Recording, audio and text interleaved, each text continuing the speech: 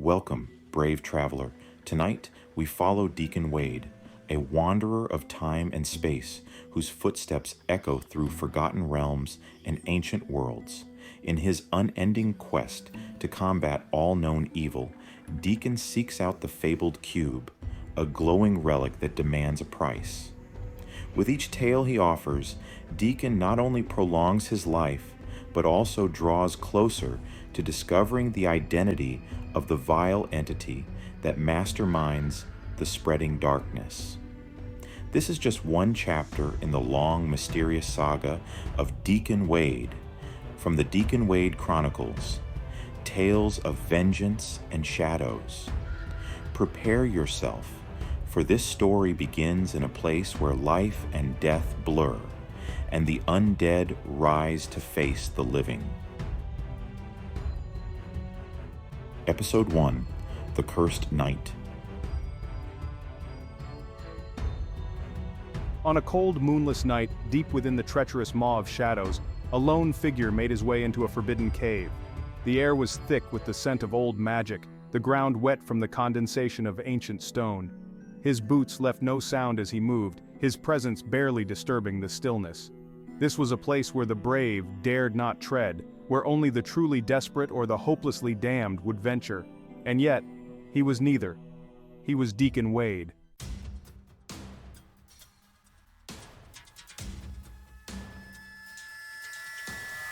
Deacon Wade's form became visible as he stepped into the mouth of the cave.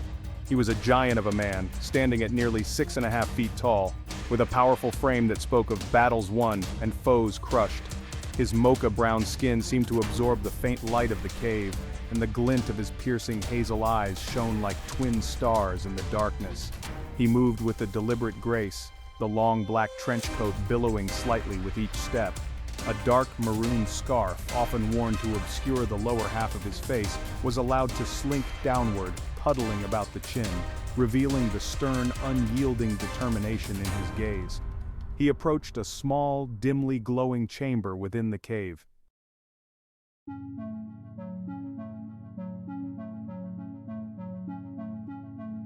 There, suspended above a simple stone pedestal, floated a radiant cube, an entity that radiated a presence older than time itself. Deacon Wade did not bow, he did not show reverence, he merely knelt, placed his hands on the cold stone floor, and waited. The glowing cube, its surface etched with glyphs that seemed to shimmer and shift, recognized his arrival. It pulsed with a dark crimson light, acknowledging the arrival of a storyteller, a traveler of both time and fate. Deacon Wade, speaking softly, voice gravelly and calm. I am Deacon Wade. To extend my life, I offer a tale from my travels. The entity spoke, its voice a chorus of whispers as though 1,000 souls were speaking as one. Time, it flows like blood through the veins of fate, and you, Deacon Wade, have bled much of it. Open your memories, that the worth of your tale may be tasted. The man's lips twitched above the scarf, a small, almost imperceptible smile. He closed his eyes, and in the silence that followed, his memories surged forth like a river breaking free from its dam. Beyond the Valley of Silence, where the bones of giants lay in heaps and the very air seemed to weep with sorrow, there lay a village, a ruined remnant of a land lost to the ravages of time.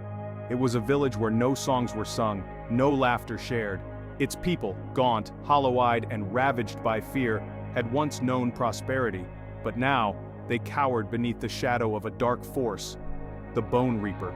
Deacon Wade's figure appeared, moving silently through the dirt paths that wound between dilapidated homes and crumbling stone walls. He was an anomaly, an intruder in a place that had long since closed itself off from hope. Whispers echoed from behind shuttered windows and cracked doors. Eyes peered out, frightened, desperate. As he walked, Deacon did not acknowledge the curious gazes. He did not ask for directions, for he had no need of them. The air itself seemed to tremble with fear, guiding him forward to the village's heart, a small clearing where a handful of villagers had gathered. An elderly man with a hunched back and eyes like milky orbs stood at the center, clutching a wooden staff. You're the one they speak of, the one who takes on tasks others would not dream of accepting. Tell me, will you help us? Will you rid us of the Bone Reaper? Deacon's gaze drifted over the assembled villagers, some barely more than children, others wizened and frail. He said nothing for a long moment. It was not silence born of hesitation, but rather the weight of the decision he would make. "I will accept this task." Relief washed over the villagers like a wave. It was as though a great burden had been lifted, if only for a moment. But Deacon was no savior, no knight in shining armor. He was a means to an end.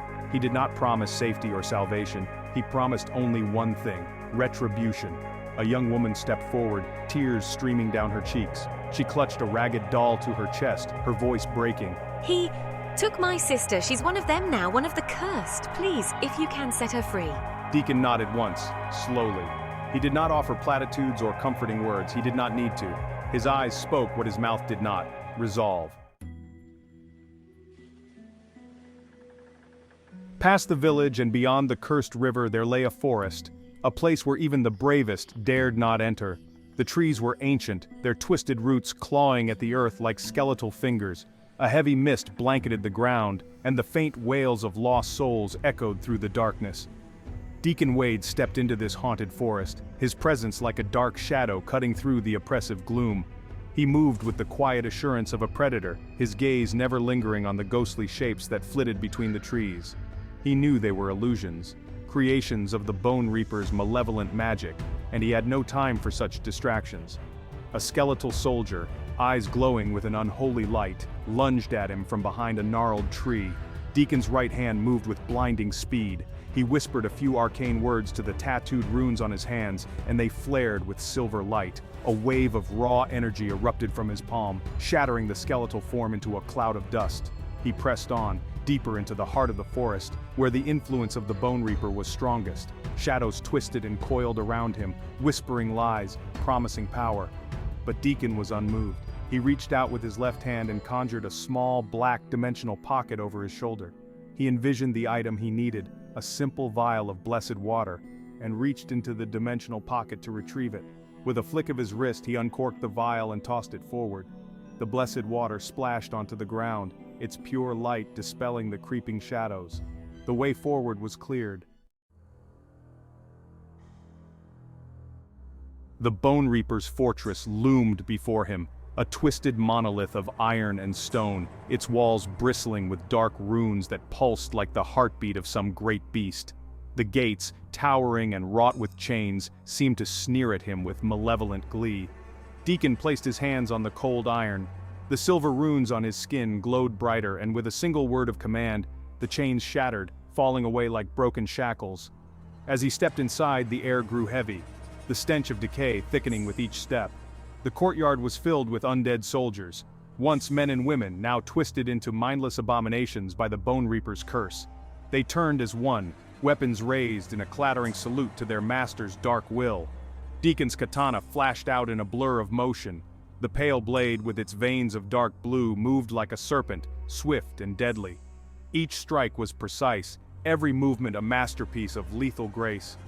The undead fell before him, their bones splintering, their cursed souls evaporating into nothingness. Through the courtyard, through the shattered halls of the fortress, Deacon cut his way to the inner sanctum. And there, standing amidst a sea of shattered corpses, was the Bone Reaper. The Bone Reaper was a towering figure, clad in rusted armor that seemed to pulsate with malevolent energy. Its face was a hollow skull, eyes burning with an unholy light. "Fool, this land is mine, its people mine to torment. You think to defy me, wanderer. You are nothing but a mortal, flesh to be broken, bone to be shattered." Deacon said nothing. He merely raised his katana, his stance calm, his gaze unyielding, and then, with a speed that defied reason, he moved. The battle was a blur, a dance of steel and magic, of life and death.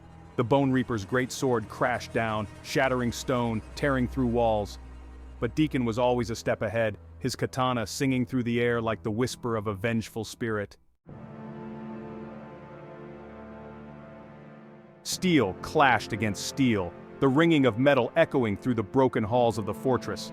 Deacon's katana sliced through the air, leaving trails of blue light in its wake, each strike aimed with deadly precision. But the Bone Reaper was no mere foe. It moved with a speed and strength that belied its decayed form, its rusted greatsword carving through the space between them with raw, brutal force. The Bone Reaper roared, its voice shaking the very walls of the fortress. Dark energy pulsed from its skeletal form, rippling outward like a shockwave. Deacon braced himself, his feet sliding back against the stone floor, but he did not falter. With a whispered command to the runes tattooed on his hands, he unleashed a burst of pure silver energy that collided with the Bone Reaper's dark magic. The impact sent both combatants skidding apart. The Bone Reaper snarled, its hollow eyes burning with unholy fire as it raised its greatsword high. With a single fluid motion, it brought the blade crashing down, aiming to cleave Deacon in two. Deacon sidestepped, his movements fluid and precise. The greatsword smashed into the ground, sending a web of cracks splintering through the stone. But Deacon was already in motion. He surged forward, his katana flashing in a deadly arc. The blade sliced through the Bone Reaper's armor, leaving a deep gouge in the rusted metal. A spray of dark, noxious mist hissed from the wound, but the Bone Reaper barely seemed to notice. It swung its arm, backhanding Deacon with bone-shattering force. He was thrown backwards, slamming into a crumbling pillar. Dust and debris rained down around him, but he pushed himself up, unfazed. Blood trickled from a cut on his brow, but Deacon's expression remained unchanged, stoic, determined. Raising his left hand, he conjured the dimensional pocket over his shoulder. He envisioned what he needed, a blessed charm that would weaken the Bone Reaper's defenses. His fingers brushed against the charm's surface as he reached into the black void. Withdrawing it, he flung the small glowing object at his foe. The charm burst into brilliant white light as it struck the Bone Reaper's chest.